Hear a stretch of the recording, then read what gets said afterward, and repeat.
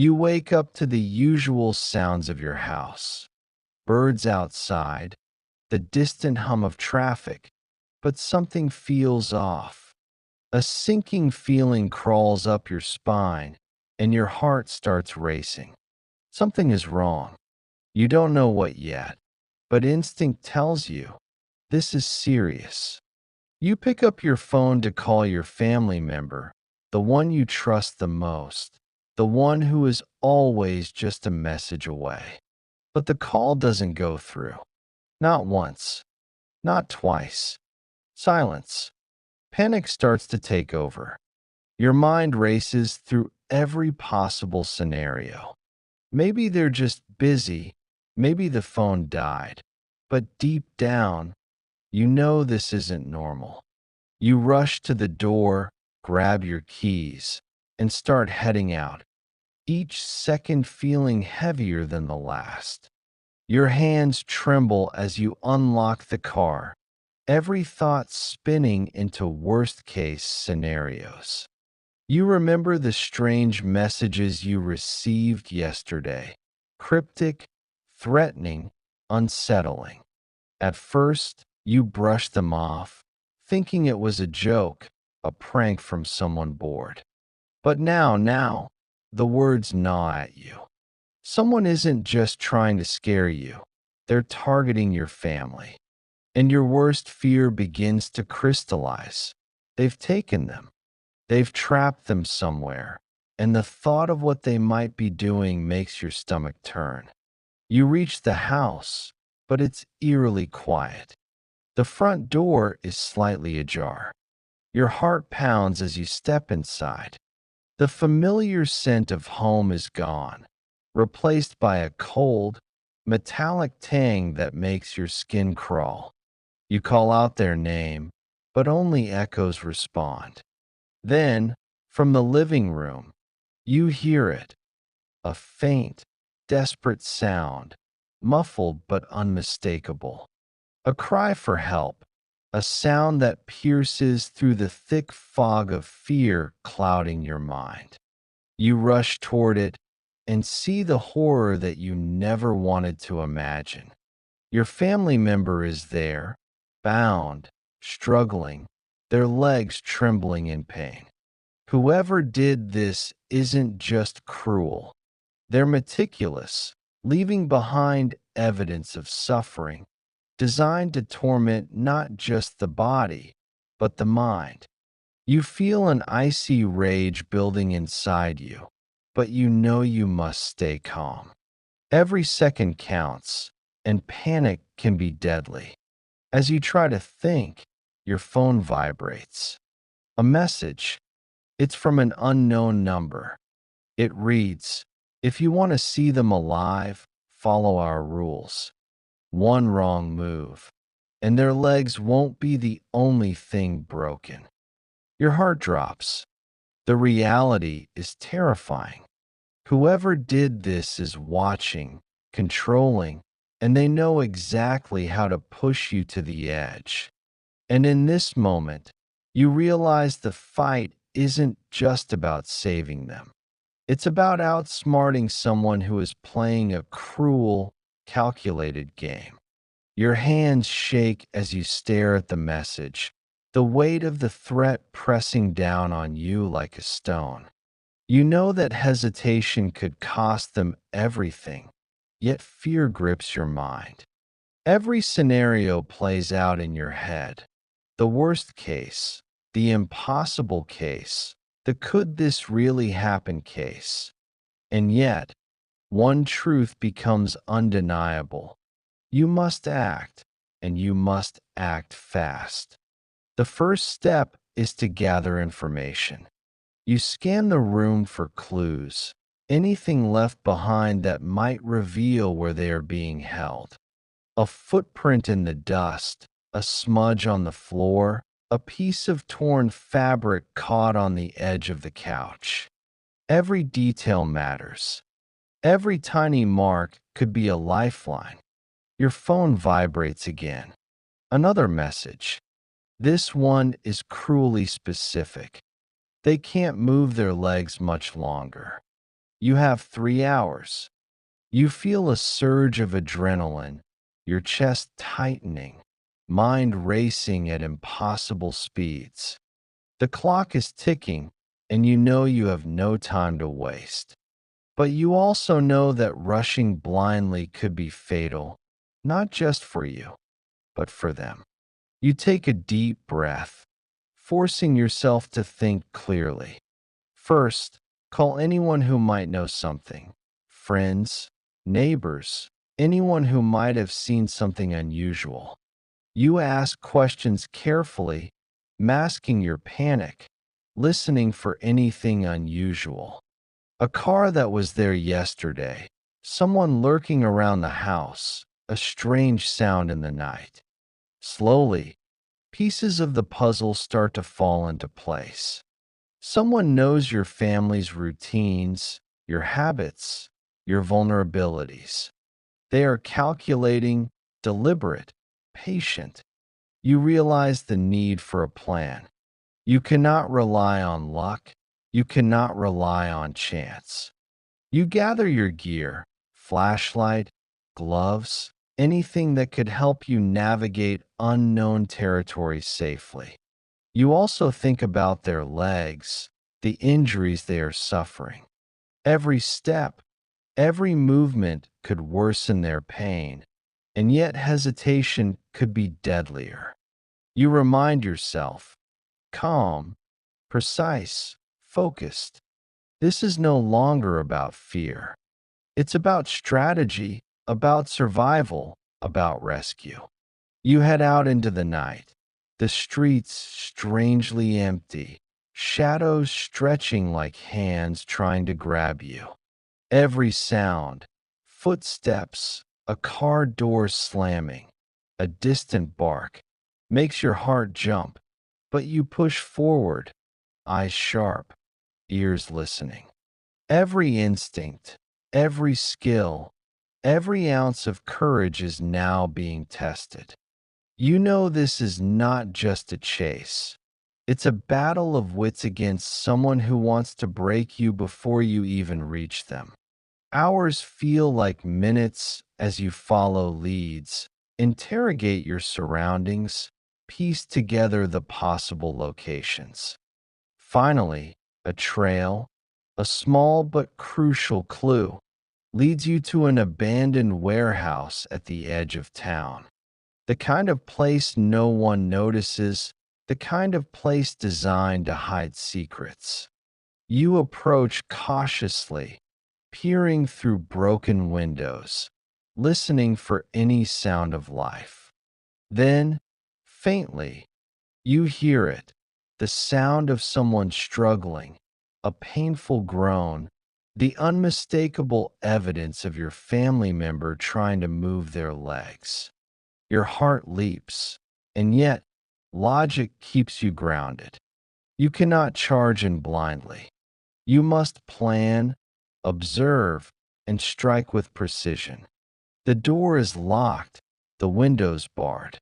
Whoever did this anticipated that someone might come, but they underestimated your determination. You take a step back, thinking, analyzing every angle. The shadows around the building conceal threats, but they also provide opportunities. You notice a small, partially hidden side door, one that could give you access without alerting them immediately. Your mind races, adrenaline and fear interweaving into a sharp clarity. You visualize every possible move: where you would go, how you would reach them, how you could minimize the damage done to their legs. Every detail matters: sound, timing, strength, speed. You check your phone one last time. No new messages. But the silence is not reassuring. It's menacing, a reminder that time is running out. You crouch in the shadows, heart hammering in your chest, eyes scanning every inch of the warehouse. The faint groans grow louder. each one stabbing through your mind like a cruel reminder of the time slipping away. You take a deep breath, forcing your racing thoughts to focus. Every second counts. Every move could mean the difference between life and death. The side door looms ahead, small but promising, a narrow path into the nightmare that has held your family member captive. As you slip inside, the darkness swallows you. The air smells of damp concrete and rust, and every sound is amplified. The drip of water from the ceiling, the distant squeak of metal, your own shallow breathing. Somewhere ahead, muffled but distinct, you hear them, your family member struggling, trying to move their legs, the pain unmistakable. Your stomach twists at the sound, but it fuels your determination. You have to reach them before it's too late. You move silently, each step measured, each shadow checked. Then you see it, a figure lurking near a set of chains, watching the room with a cruel patience. Whoever did this is not just dangerous. They're calculating, confident, and fully aware that someone is coming. Your mind races through options. A frontal confrontation could be deadly, but waiting too long could mean they hurt your family member even more. You notice objects scattered around, tools, debris, even makeshift weapons. Improvisation might be your only advantage. A sudden movement catches their attention. Their head snaps toward you. For a split second, their eyes lock with yours, and you feel the weight of the threat in their gaze. Then, almost instinctively, you throw the first object you can grab, not to hit them, but to distract, to buy yourself a fraction of a second. It clatters across the floor, echoing like a gunshot in the empty warehouse. They flinch, and you take that moment, moving forward, your adrenaline sharpening every sense. You reach your family member. Their eyes widen at the sight of you, a mix of relief and fear. Their legs tremble uncontrollably, the injuries clear, the pain palpable. "I'm here," you whisper fiercely. "We're getting out. Just hold on." They try to move, but their body is weak, beaten down by the cruelty of your captor. You quickly assess the restraints. Chains, knots, and cruel bindings, all designed to immobilize, all designed to inflict maximum suffering. Your hands work quickly, carefully, cutting and untying, your focus absolute. Behind you, footsteps echo. The captor is approaching, confident they can stop you. You glance over your shoulder. Time is slipping. You grab the nearest object, a heavy metal rod, and prepare for the inevitable confrontation. The captor enters, their presence menacing, a shadow of pure malice. Words aren't exchanged. There's only the tension of imminent violence, the electricity of a life and death struggle hanging in the air. You move instinctively, fueled by fear and love. Every strike, every movement is calculated, not reckless, but precise. The struggle is brutal, each second stretching into an eternity. Pain, sweat, adrenaline, the warehouse becomes a battlefield. And all the while, your family member clings to life, their trust in you absolute, their survival resting entirely on your strength and cunning. Finally, after what feels like an eternity, you find the opening you need. The captor stumbles, off balance, and you seize the moment. With a surge of strength and determination, you push them back, creating enough space to grab your family member and move toward the exit.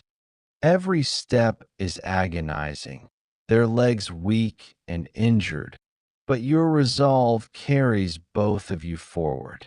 Outside, the cool night air hits you like a wave, bringing clarity, relief, and the raw adrenaline of narrowly escaping a nightmare. You collapse for a moment, clutching them close, the sounds of pursuit fading behind you. They are breathing, shaken but alive. You whisper words of reassurance, your mind still racing, knowing the danger may not be entirely over. But for now, you have won this battle.